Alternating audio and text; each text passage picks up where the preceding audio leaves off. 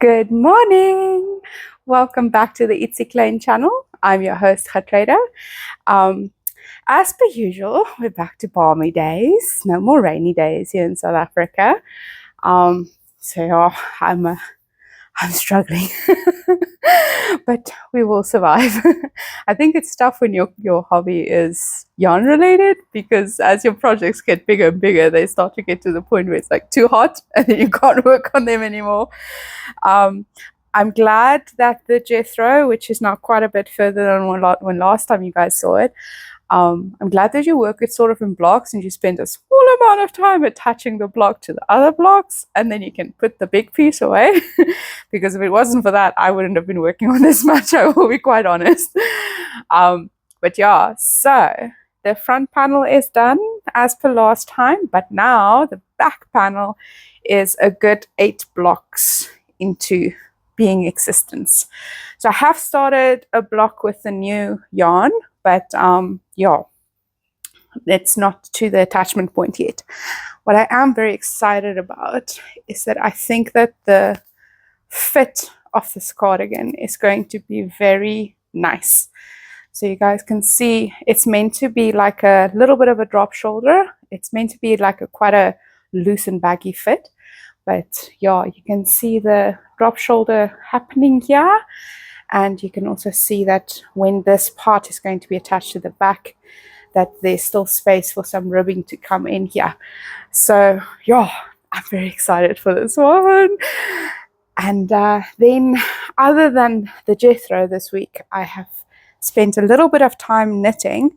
I don't know if you guys remember from my Instagram, but this is the archetype pullover. So on my Instagram, there's a whole series in terms of sweater construction and how I worked out the sizing of this one. So it's at a point now, before I worked on it this week, at least this was previous work, where the body is pretty much done, and then the one sleeve is extremely done, and the last sleeve is one whole decrease away from being done, and then a few plain knitting rows, about 20 or so, and then the ribbing. So yeah, he is getting there. I'm quite excited for the fit of this one, because it's not a very fitted fit, but it's a comfortable fit, which is exactly what I wanted. Also very excited because I'm the one who graded this.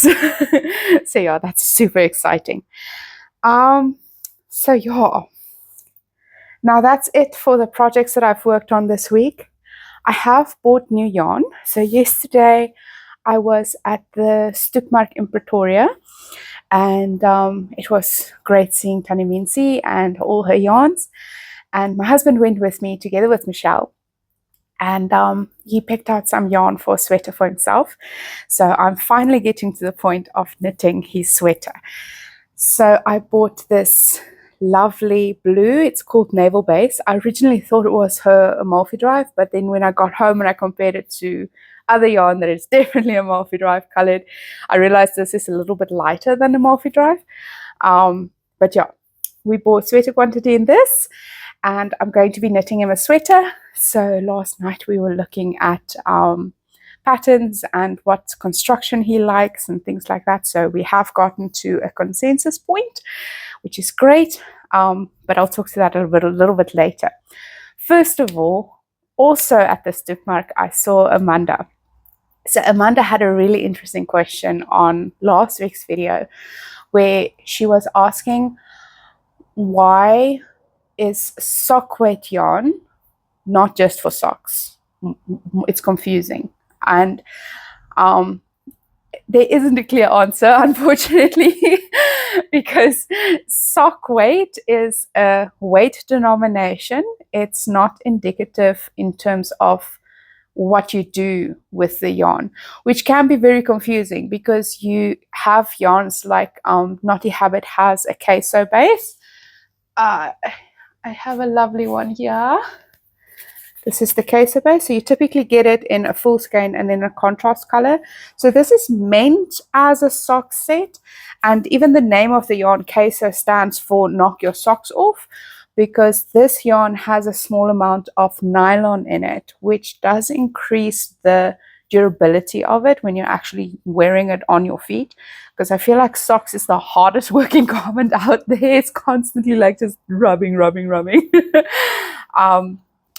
So because socks are so hard wearing, you need a little bit of nylon content, and a lot of the time it's a question of why, which is how I understood the question from Amanda originally in that, why do we use sock yarn and why don't we knit with other types of yarns to make socks? And the question is quite interesting because it goes back to what actually makes up the yarn, in that merino, when it comes off the sheep, just so, it is called non-superwash merino, the fibers, because merino yarn in of itself can felt, right? So back in the day when they invented washing machines and it was no longer just hand washing that you were doing, you were actually popping things into washing machine, extremely convenient. The problem came up that all of these lovely hand knit stuff and merino based garments, because back in the day you could also buy merino based fabric, like wool fabric, it all got felted and shrunk significantly in the washing machines. So then it became a problem, and they introduced this technology called superwash. So what superwash effectively does is that when the fiber comes straight off the sheep, it has little bobs on it. And when these fibers then rub against each other, these little bobs lock into each other, which is actually a desirable effect, because what it does is that it makes your fabric denser, which makes it warmer, and it also makes it water resistant. Not waterproof, just resistant. And merino fiber in of itself is moisture wicking as well, which makes it great for socks, because what it means is that the filaments of the fiber squirrels water away from your skin. So when you have your socks on and it's very hot and you're sweaty in your shoes, it pulls the water away from your skin, which means that your feet smell less. It's a more hygienic environment because there isn't moisture that makes bacteria grow much faster. But it also means that it will felt because it's moisture wicking and rubbing, and there is moisture involved, and then the fibers locks together. So superwashing, there's two mechanisms. There's a heat treated way and then there's a chemical way. So with the chemical way, what they do is, in essence, on a microscopic level, they coat each fiber with a thin layer of plastic so that those bobs aren't then exposed and they can't lock into each other. They just slide past each other. The other method, which is the most popular used method now, and most definitely the method used by Stucken as per their website, is the heat-treated route. So with heat, they superheat the fibers, and then they strip those little bobbies off the fibers. But that means there's no microplastics in your work, and that it is as close as possible to the original without the felting aspect. So now we have yarns that we can pop into the washing machine. We don't have to worry. We don't have to think about it. Easy to use, easy to maintain. The side effect, though, of superwashing is because these fibers no longer can lock with each other, they wear through faster in comparison to non-superwash yarn. So introducing the nylon together with the superwash merino means that you're giving that little bit of strength extra. Now, the question is, if you have 100% merino superwash yarn, what can you do if you want to make socks, provided? So one of the ways is that you can buy a mini like this to do just the sock, the heel and the toe in the nylon base. Or alternatively, you can also carry a little nylon thread with your normal yarn that's just plain merino superwash, because then the two threads together, your merino is still going to wear, but then the nylon thread will keep your space, and then afterwards you can go and darn it back in if you need to. The speed of wear is not that fast though, just be aware of that. It's not like you're going to make your 100% superwash merino socks, wear it 2 times and have holes. It's not going to be that, but it will be faster than with socks that is made with merino and nylon mixed, but not like massively, just noticeably. I hope that makes sense. The other side of it as well is that merino in of itself, if it's non-superwash, because it can lock together, it's not as stretchy. Whereas superwash, I don't know whether you guys have noticed with your own garments, but the more you wash it, especially if you wash it in a washing machine, it starts to stretch out a little by little, because the superwash merino is a little bit stretchy, and it becomes more and more stretchy the more you use it. So the nylon gives it a little bit more structure so that effect is slowed down a little bit. What you can do as well, if you find that your socks are starting to fit loose, is to just pop them into a dryer for a little bit. It's not going to felt because it's non-superwash, but it is going to bring back the fibers to themselves, because that little bit of heat and a little bit of agitation is going to bring them back to themselves. I don't have a dryer, so yeah, I just suffer. I haven't tried it myself, disclaimer. I've just heard it as a tip given to some folks. But yeah, so that's my ramble about nylon and merino and socks. I don't like socks so much to knit them, but I do like the science behind them. A different aspect that you can also consider is plies. So especially if you're hand spinning for socks, increasing the plies or changing the way that you ply allows you to have more durability. So if you have a tighter ply, it locks the fiber into that twist, which means that your durability is more, because the fibers is not, when they're exposed to the outside world, it's in smaller sections. So then they stand together better. Alternatively, you can also try out chain plying. So that is where you make 2 singles and you ply them together. This is going to be super nerdy. Excuse me, just suffer through this part. You make 2 singles, you ply them together. Then you make a 3rd single that's about the same width as those 2 singles that's plied together. Then you ply that one and the 2 together opposite ways, or you can have 4 singles and then ply 2, and then ply the 2 plies together. So then you'll see that the yarn you create with using this method looks very bumpy and lumpy, which has the same effect as a very tightly plied yarn, where it's only small sections of the fibers that's then exposed to actual friction, which means that they sit together a little bit better like a wall. Cool, you got through the nerdy bit.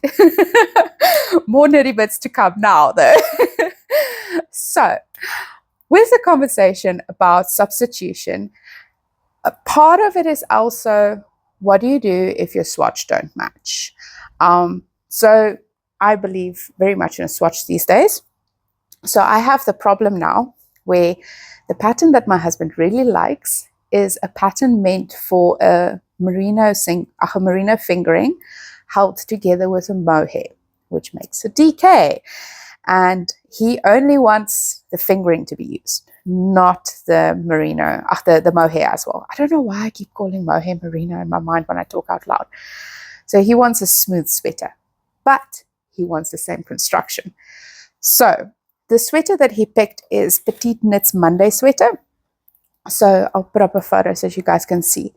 It's got a very nice double folded cuff at the top, a ribbing for the neckline.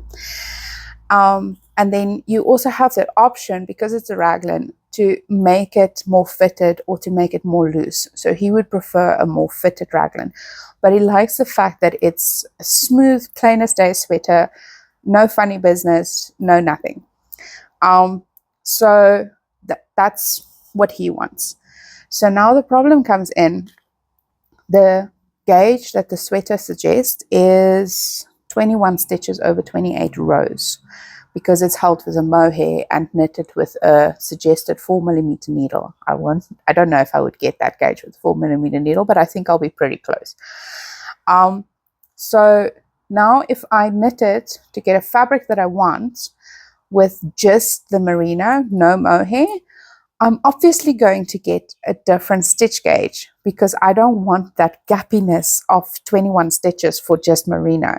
I want to be in the range of like 24, 28 stitches, right? So I knitted a gauge swatch. I do want to just show you guys this, because Amanda did mention that swatching in the round hurt her wrist a little bit. So this is an alternative way to swatch in the round without actually swatching in the round. So how you do this is that you work on circular needles, and you knit your, this is the downside, you knit your little garter stitch edge to prevent rolling.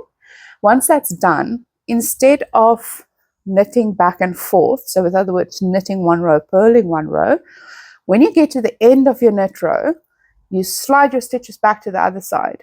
Then on the beginning, you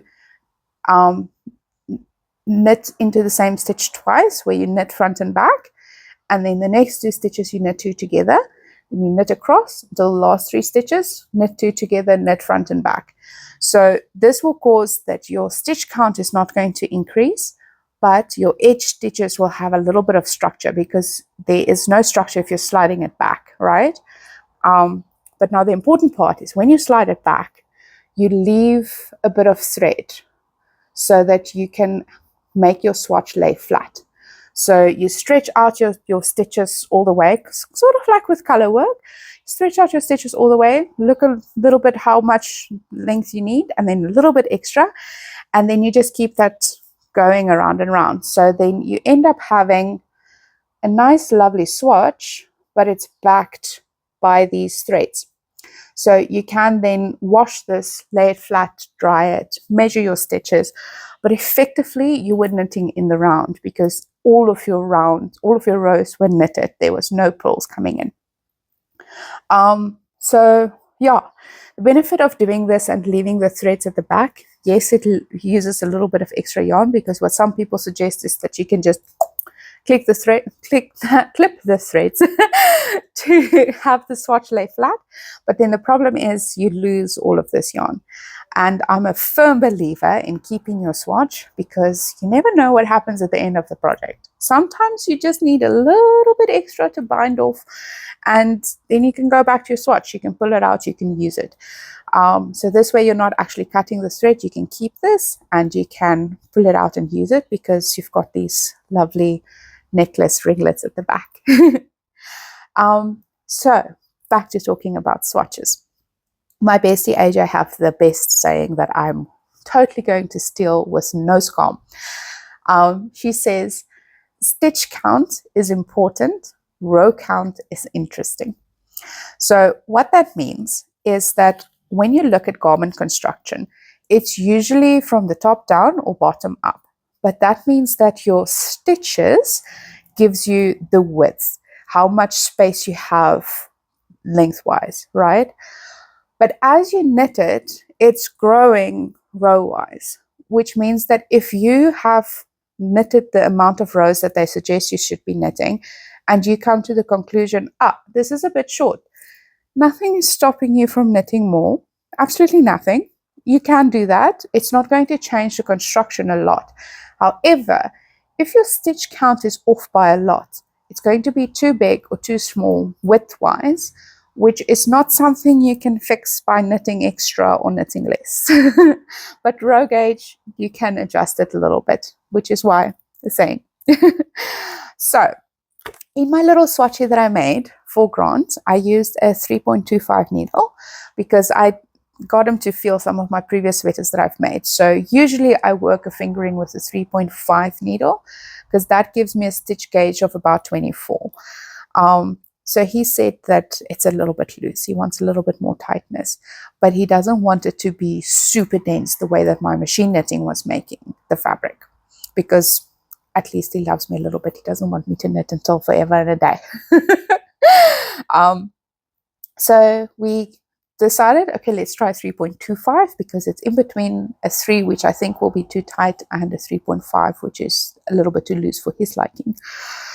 So when we did that, we got to a stitch gauge of 26 stitches and 36 rows. So if you take the stitch count then and you work out mathematically, if you take 21 stitches, which is the original stitch count, divided by the 26, which is your new stitch count, you're going to get a ratio.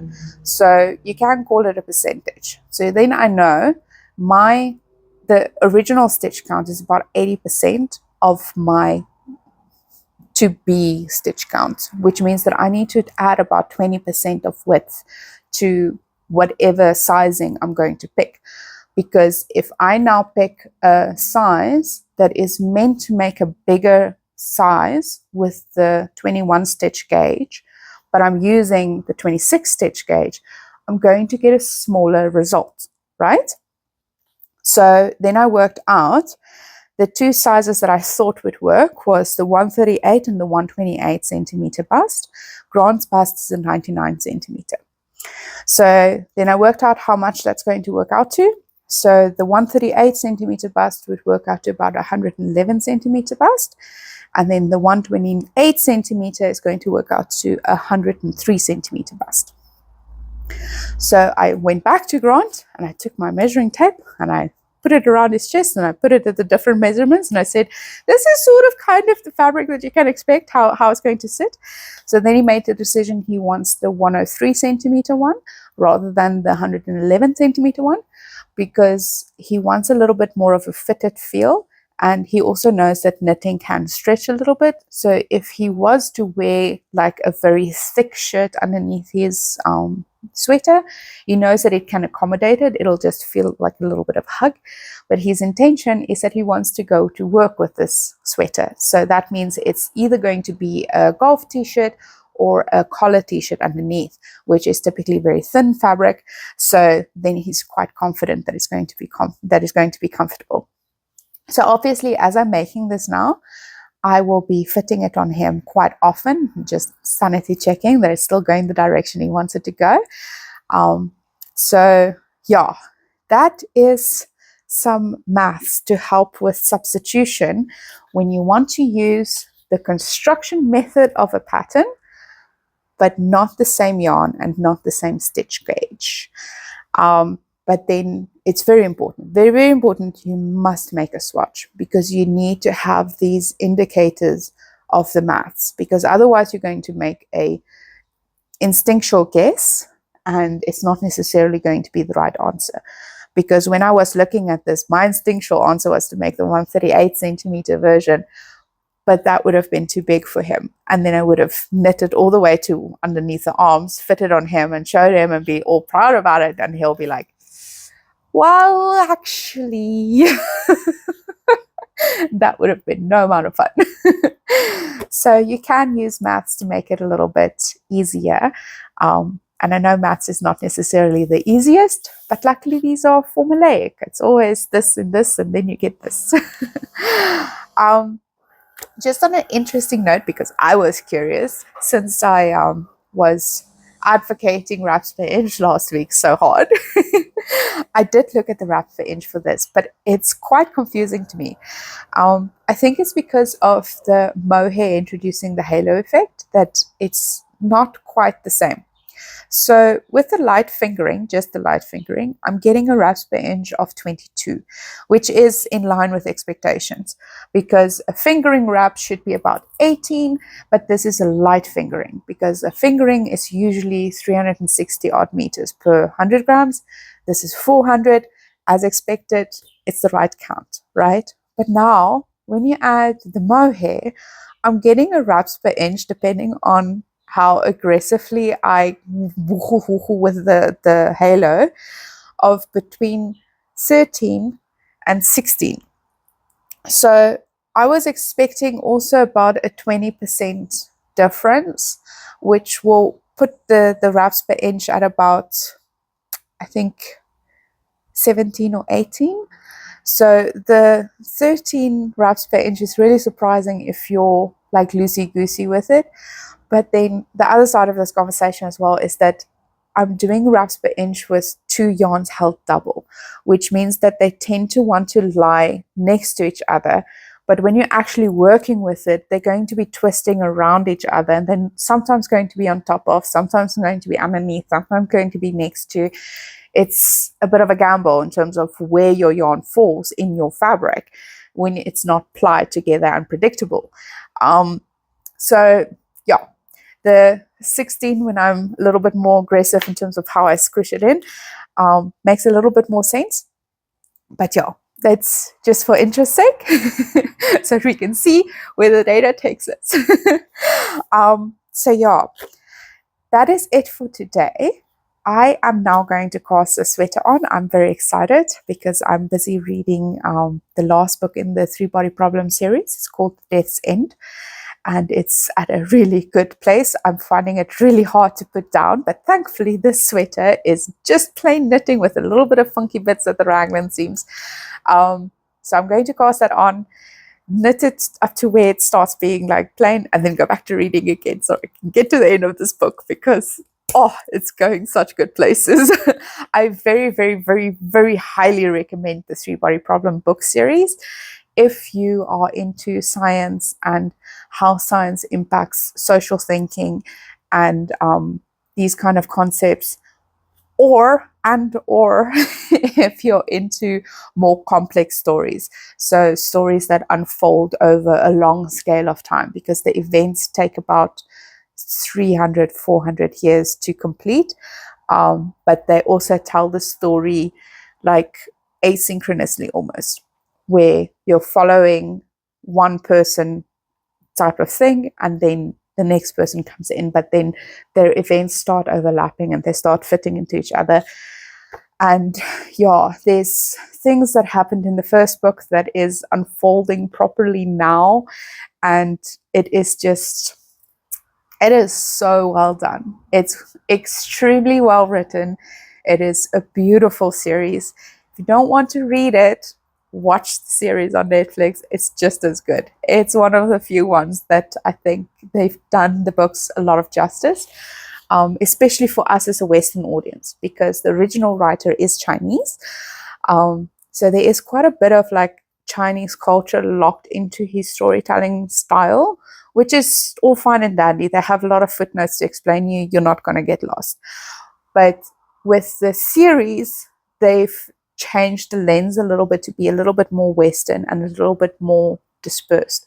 So the first book, as written, happens almost entirely in China and entirely to Chinese characters. There's a few European characters, but not a lot. Whereas the series is characters from all over the world. There's Americans, there's Europeans, there's all sorts of people that's included in the series that you can watch. So it is a little bit easier, I think, to deal with.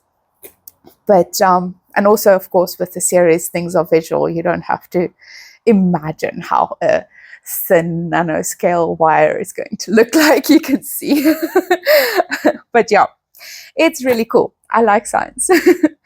And yeah, after that rambly outro and explaining what I'm going to be doing now, thank you so much for spending this time with me. I really appreciate you guys. And thank you so much for all of your thoughtful questions. I really appreciate it, especially to Amanda. You made my brain turn a little bit harder.